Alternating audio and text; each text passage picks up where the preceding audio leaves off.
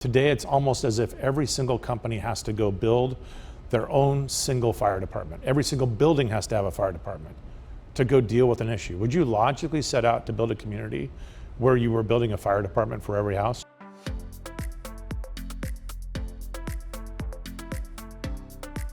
Hello, I'm John Generone, Editor-in-Chief of Tech Edge. Thrilled to be back here in New York City at Nasdaq market site. We have with us today the CEO of Optiv, Kevin Lynch. Kevin, thanks for joining us. It's great to be here. Thank you for having me. So, Kevin, cybersecurity, huge topic. You're at the forefront of all this. Give me the lay of the land. Are companies where they need to be in terms of cybersecurity these days? Look, there's two ways to answer that. The first is, what's the adversary look like? The second is, what are they doing to protect themselves in light of that?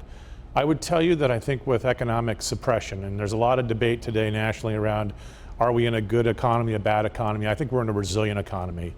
But I do see too many organizations actually trading risk for capital expenditure and probably incurring more risk than they know about, right? The metrics would probably tell you that their attack surface is more and more vulnerable, their security more aged, and their attack profile up year over year. The other side's, what's causing the problem. If you look at the adversary, most people have this perception that it's a misguided 14-year-old in their grandmother's basement, T1 strung down through the window eyelet, and they're mischievous. Here's the truth. It's about 80+% nation state and organized crime. These are really well organized, really well capitalized adversaries. And for the first time in our recorded history, they are working together. They are actually collaborating far more than our enterprises are in terms of threat and their security posture. And the second thing that they're fighting is a very quiet, sinister thing, which is complexity. Most organizations have incredible complexity with respect to their security stack and are struggling with it. Kevin, when we were in the green room just now, I asked you a question, I'm going to ask you again. How much can you deliver in terms of metrics, as in, this is how many times you were attacked, this is how many times we blocked it, and that's why you need us? Yeah, so I was sharing with you, I was at a forum of other CEOs recently, a very intimate lunch, and I asked the group, who can raise their hand to tell me, do you have direct knowledge of how often you're being attacked this week, this month, this year to date? Not a single hand up, which was a little alarming. This is a board level issue, and it's an operational issue, and everything in between.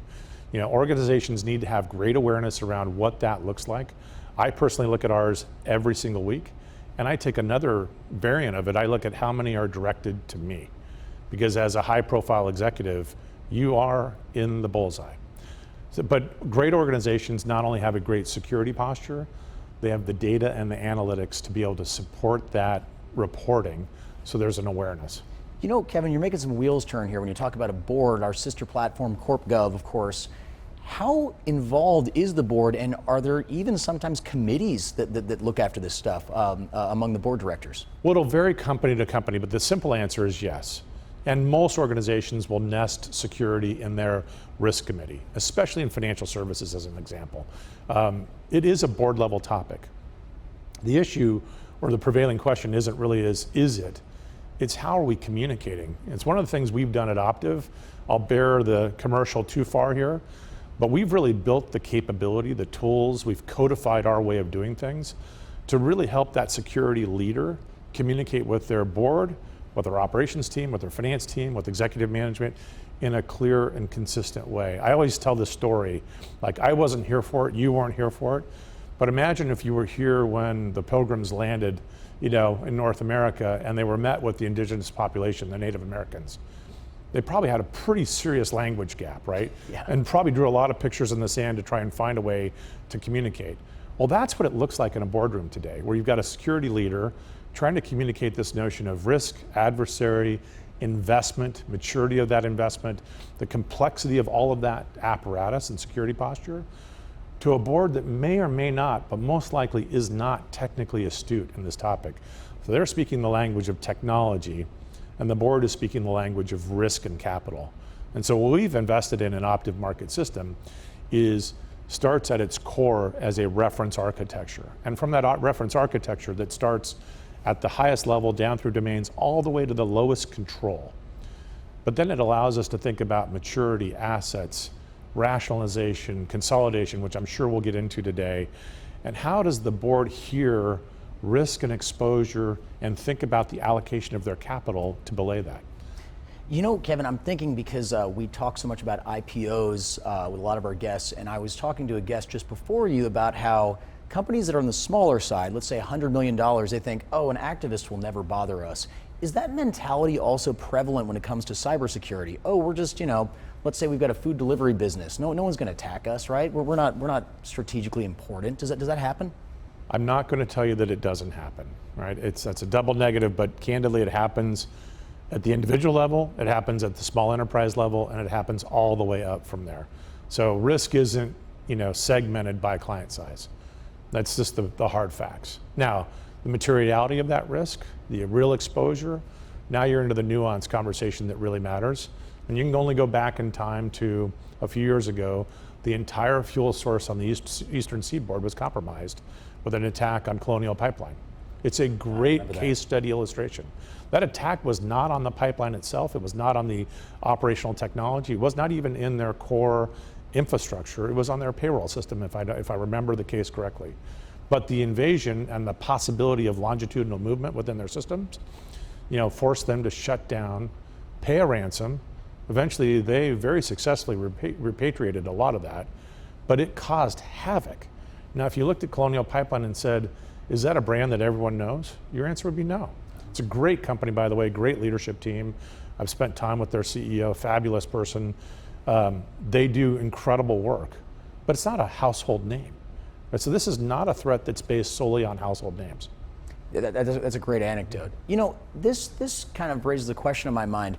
This is a national security issue. It's almost like this should be a utility. Should there be a cop of some kind who's helping people out? Yes, this has been the long-standing debate is how much of this requires our government's influence and how much resides on the individual enterprise. I don't think we have this right. So at the risk of being a little nationalistic, I think we could do more from a public-private partnership basis. I think that relates to talent, and I've long been a believer in a cyber corps as a construct in the nation to build skills and jobs.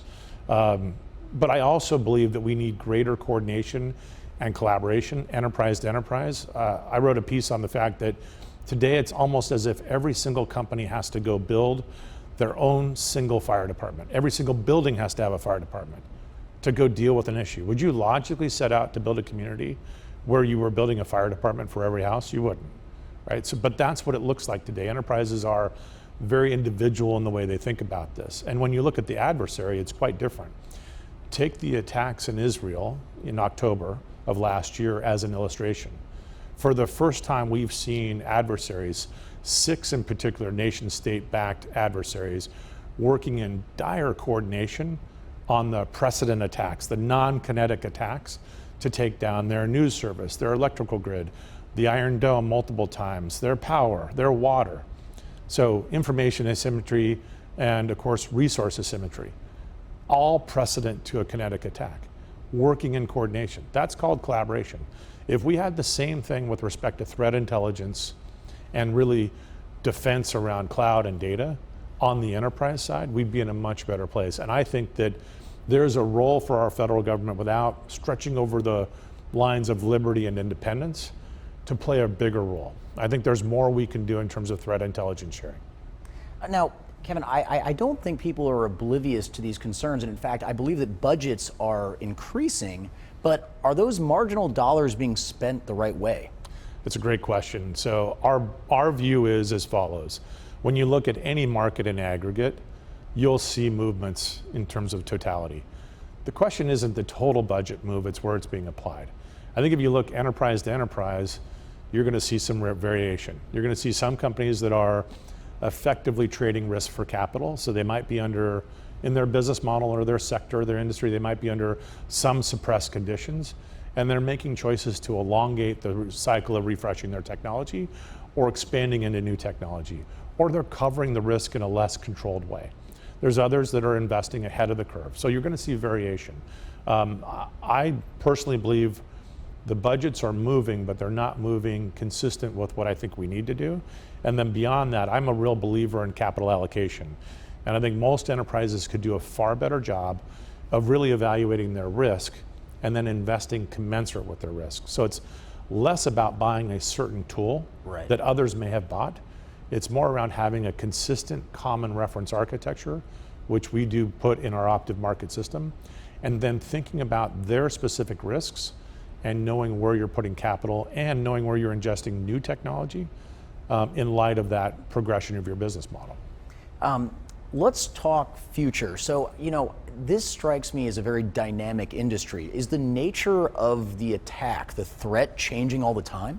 It is, but it at the same time isn't. So if you look at where most breaches occur, they're really compromises of credentials or individuals. And that still remains the same. The axis of attack today still remains heavily phishing oriented, and whether that's smishing on a text basis or email based, that's still a really pervasive means of attacking. Deep fakes utilizing AI technology, another pervasive way of compromising an individual or a circumstance to gain access. The skills, the trade, the capabilities, the use of technology that then pervasively invade longitudinally, those are continued enhancements, and we see a lot of growth there. But the basics of human behavior and its intersection with technology is still a primary attack vector. What's changed, and it's a really important change, is we're no longer in a place where security as a construct is talking about the perimeter. That's the way we used to look at the world. Today, most organizations work in great large trading enterprises digitally. They're connected throughout the world. They have diverse operations throughout the world. Their basic computing capability through cloud is spread around. So where's the perimeter, right? Now it's around, how do I allow control and do it in a zero trust basis where I'm verifying every time someone transits to a pool of data or to a computing capability? Because here's the blunt fact: cloud is not going away. It is expensive. It never promised to be cheaper. It promised to give organizations scalability. I think you're seeing most organizations with hybrid cloud environments and still a pervasive on-prem environment. So you're going to have complexity of the environment that you're in and a much different stance on data. The growth of data is one aspect, the use of data is another. So these become really critical areas to protect. That raises another question I'm thinking about here. How many companies or organizations or governments still just keep local servers on premises, like you were talking about?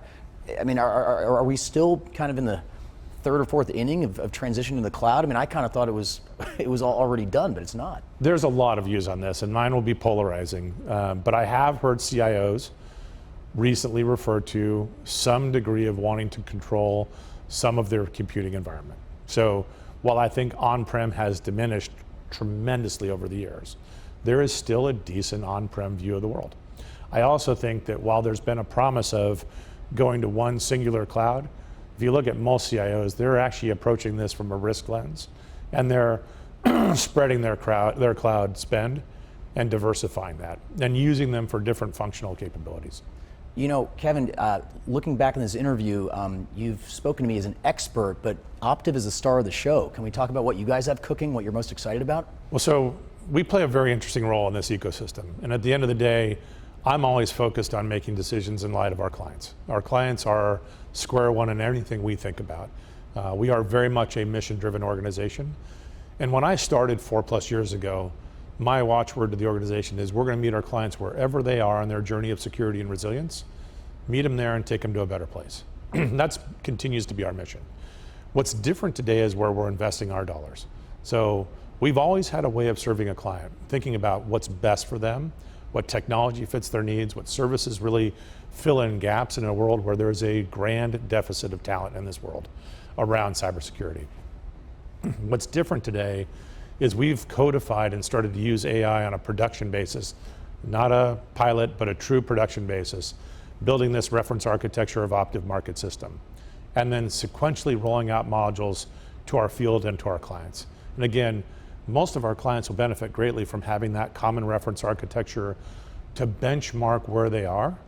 From there, it goes to how do we help them to lower their per capita cost of security, which allows them to think about forward investing in the deficit areas where they now have a cogent view of what that might be, and then filling in on a capability or skill basis where they might have a gap. So now instead of that notion of let's meet that client where they are and help them, we can get incredibly granular and have a conversation with a client about where there is risk and where there's value to be obtained and how we uniquely get them there. Whether it's bringing procurement and security together to know they've landed the best cost for a security asset and doing more of that with us and the clients we choose to serve and serve what they choose to serve with us, leveraging that spend for an immediate return. And then over time, like one of the big topics for the last 2 years has been tech consolidation and tech rationalization. Yeah. Yet sit with the CISO and ask them, have you done it? You're going to find a very interesting response, very interesting response. I do this all the time. I sit in every forum I can get myself into, I listen to our clients. And you're going to find about 1 in 15 has done it, which means there's a lot of organizations that have the promise of it that haven't done it. And to me, these are two sister pairs. Consolidation is around, can I bring my spend together and get leverage out of it? Can I really manage my tech more effectively per capita? So we're doing that for clients. And then rationalization is a very systemic, logical, strategic set of choices from that domain level, like endpoint would be a domain, all the way down to the controls that are effectuated. And then if you think about security, risk, and resilience, there's generally about 40 known domains. How do I have a cogent view of rationalizing that? So these aren't all individual pet projects with the average client having over 100 security tools in the rack.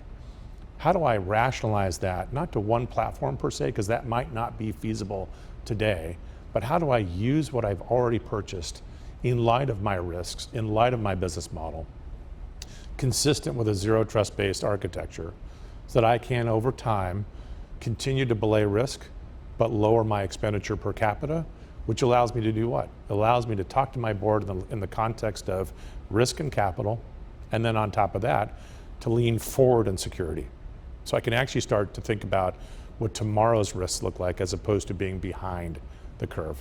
So we've invested greatly in this. We're still in the adoption curve. I have an incredible set of relationship leaders in the field, an amazing set of field engineers. I mean, we are a house of talent. But I don't view it as empowering one, I view it as empowering all of them. So that client faces one consistent, unique way of being served, because CISOs are transitory.